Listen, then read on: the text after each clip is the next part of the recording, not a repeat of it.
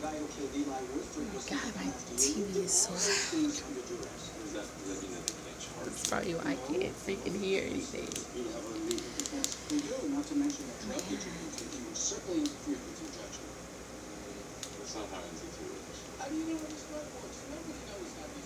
Yeah, so I'm sitting here like listening to Beyonce, and I don't think I be thinking. I think Beyonce don't like going through some type of ascension or is a way of alchemy because she has this song where she talks about like every diamond has imperfections, and she says with every tear came redemption, and my torture became my remedy. And she talks about swallowing a sword and her hair growing really long, and she says she's levitated and all of this stuff that just like is so correspondent to alchemy, you know what I'm saying? So I feel like like people like that on that level, I think there are like secret societies that like really know, you know, um, like they know the full story about it, you know what I'm saying?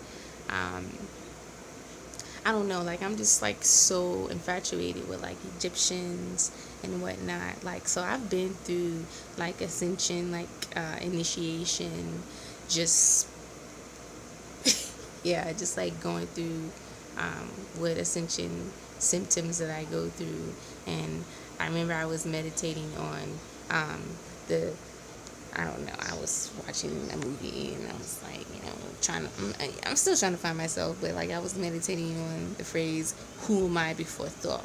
Don't you know, one of my ascension symptoms, it was like a ritual, and it showed me that I was a freaking star. It's like, you're a star, sweetie. Um, so I'm a star. And then like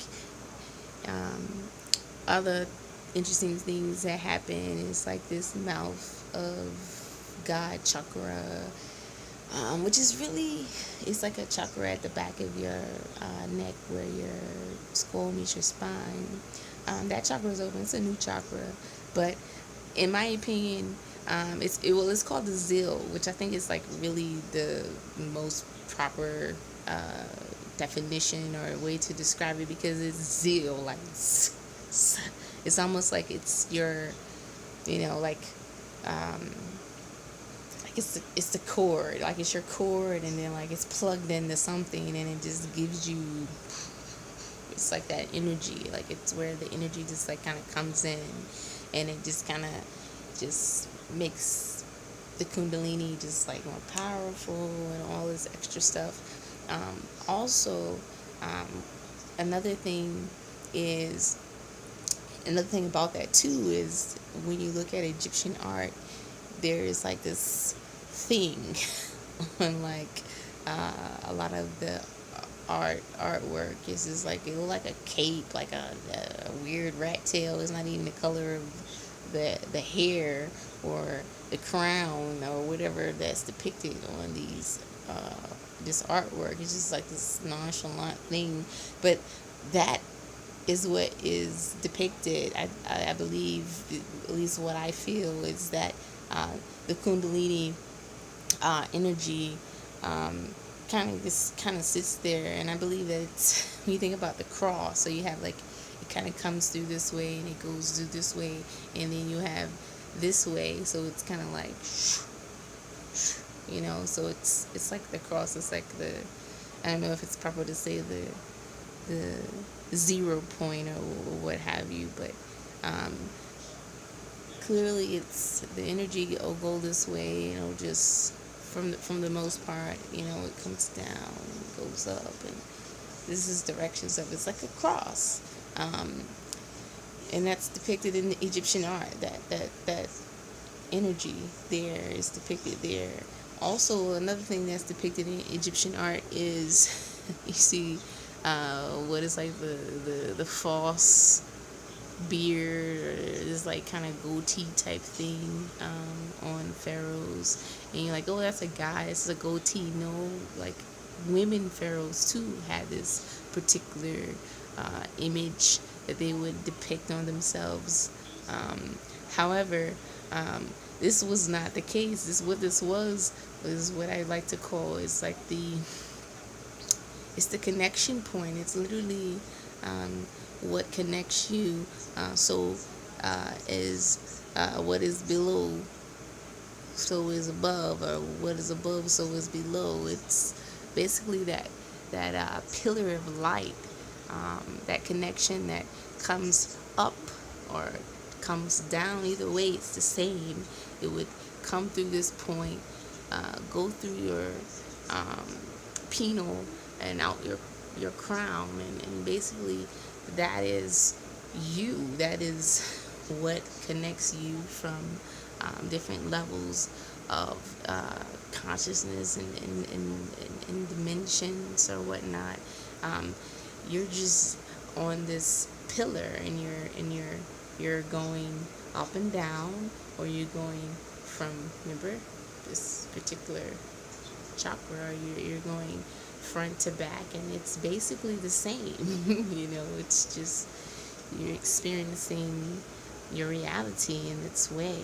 And when you become the master of that, and you're able to become a vehicle, aka the Merkaba, to travel within this pillar of dimensions and space-time, then you're able to really connect with Source and just be basically limitless. So what I'm experiencing right now, like I have this going on,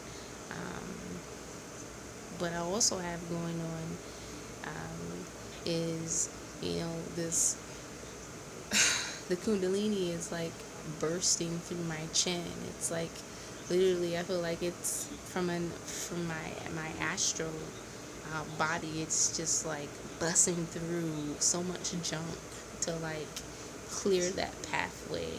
So when I'm meditating, like, or not even meditating, the energy itself is just this plowing. Like the Kundalini energy is just, it's plowing this way, it's plowing this way, and it's just creating, what's it going off? I don't even know. It's creating those paths. So very, very interesting. So, and like you said, it's just a stage. So once you get those clear, you just visualize.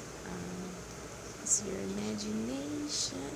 Once you just start visualizing these pathways, and you're able to travel along these in your wonderful, beautiful, all along that pillars, along the pillar, the vertical pillar and the horizontal pillar, and your beautiful Merkaba ball of energy, and you're just able to experience infinity, basically. This is me being awake. This is me learning things. This is synchronicities. Things are just that I'm like, what is this? What's going on? And I'll get the answer to these things. So this is how I know what's going on with me. I have this weird stuff that's going on. I was like, what is this? Why is this it's like a freaking, a slingshot. Like, why is this? But it's clearing that pathway. It's clearing that horizontal pathway, and it's clearing that vertical pathway for me to travel at will, of course. So really a blessing. So but like I said, there's just like the Egyptian art is just so on point with depicting these things. If you just look at it, you're just like nonchalantly thinking like, what is that? Those are these things are depicting. Another thing too, you see like a lot of the art, you see like the serpent itself just look like it's kind of just like walking around, beside, the human or whatever in these Don't you know? Feels like, the Kundalini energy, or especially it loves coming from here, and it'll just kind of come from there, and it'll just seem like it'll hit the ground, right, and walk with you, like little footsteps, like it's on a leash from here, and it'll just, you can feel a footstep, especially if it's hooked to you. You can feel it.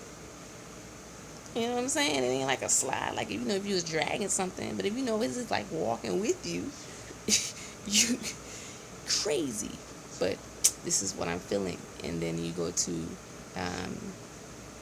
some of the artwork, you'll see like the serpent, and they got feet walking beside the Egyptians. These are all things that were just basically depicting the experience of their spirituality, and what they perceived it as. You know what I'm saying?